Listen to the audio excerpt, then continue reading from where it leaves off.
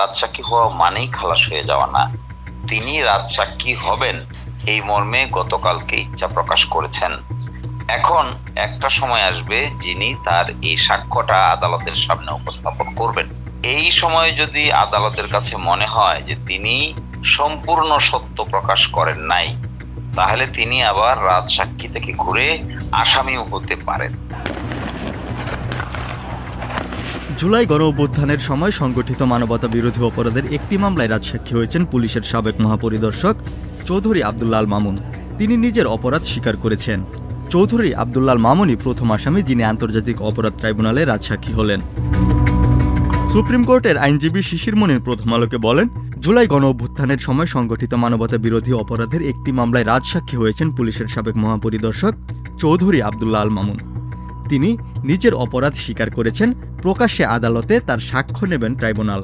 চৌধুরী আব্দুল্লাহ আল মামুনই প্রথম আসামি যিনি আন্তর্জাতিক অপরাধ ট্রাইব্যুনালে প্রথম রাজসাক্ষী হয়েছেন। চৌধুরী আব্দুল্লাহ আল মামুনের বিচার পদ্ধতি কেমন হবে সে ব্যাপারে আইনজীবী শিশির মনির বলেছেন, সাবেক আইজিপি আব্দুল্লাহ আল মামুনের সাক্ষ্য নেবেন আদালত। আইনজীবী শিশির মনির আরও বলেন, আন্তর্জাতিক অপরাধ ট্রাইব্যুনাল আইন অনুযায়ী একজন অপরাধী যিনি নিজের অপরাধের দায় স্বীকার করেন এবং একই সঙ্গে অন্য সব অপরাধীদের সম্পর্কে বিস্তারিত সত্য তথ্য প্রকাশ করেন, তখন তিনি রাজসাক্ষী অ্যাপ্রুভার হিসেবে বিবেচিত হন। অর্থাৎ ট্রাইব্যুনালের কাছে নিজের অপরাধের দায় স্বীকার করতে এবং অন্য অপরাধীদেরও অপরাধের তথ্য প্রকাশ করবেন। আইনজীবী শিশির মনির আরও বলেন, উপমহাদেশের নিজের অপরাধের দায় স্বীকার করে রাজসাক্ষী হওয়ার সংখ্যা হাতে গোনা। বাংলাদেশে মৃত্যুদণ্ড কার্যকর হওয়ার কুখ্যাত সন্ত্রাসী এরশাদ শিকদারের দেহরক্ষী নূরে আলম রাজসাক্ষী হয়েছিলেন। নূরে আলম এরশাদ শিকদারের সমস্ত কুকর্ম আদালতে প্রকাশ করেন।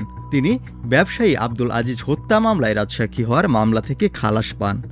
একটা আমাদের দেশে আছে বিখ্যাত আলোচনা, সেটা এরশাদ শিকদার যে মামলা ছিল, সেখানে একজন রাজসাক্ষী হয়েছিলেন নূর আলম দেহরক্ষী, তিনি শেষ পর্যন্ত খালাস পেয়েছেন। পাকিস্তানে একটা এক্সাম্পল আছে, 1963-তে পাকিস্তানে একটা এক্সাম্পল আছে। পেশোয়ারে এরকম একটা রহস্যজনক মার্ডার হয়েছিল দুইজন পুলিশ অফিসারকে। তারপরে সেখানে সেই রহস্য উদ্ঘাটন করতে পারছিল না। দীর্ঘদিন পরে তারা একজন মানুষের নাম ছিল জামাল, ওই জামালকে রাজসাক্ষী করা হয়। রাজসাক্ষী করার ফলে জামালকে মুক্তি দেওয়া হয় এবং ওই মামলায় 3 জনকে ফাঁসি দেওয়া হয়। ইন্ডিয়াতে বিখ্যাত একটি মামলা আছে, এটি কর্ণাটক রাজ্যে বিখ্যাত একটি মামলা আছে। সেখানে 6 জনকে হত্যা করা হয়েছিল এবং এই 6 জনকে লাশ খুঁজে পাওয়া যায় নাই।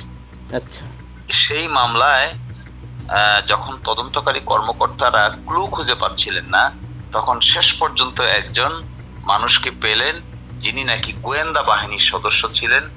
তিনি আসলে এই মামলার রাজসাক্ষী হয়েছিলেন। তার নাম ছিল জনার্দন।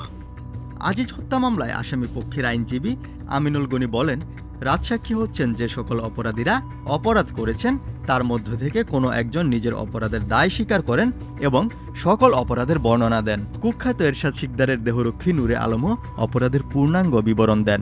আইনজ্ঞ শিশির মনির বলেন, রাজসাক্ষী কে হবেন সেটি মাদার ল বা মূল আইন ফৌজদারি কার্যবিধিতে উল্লেখ রয়েছে।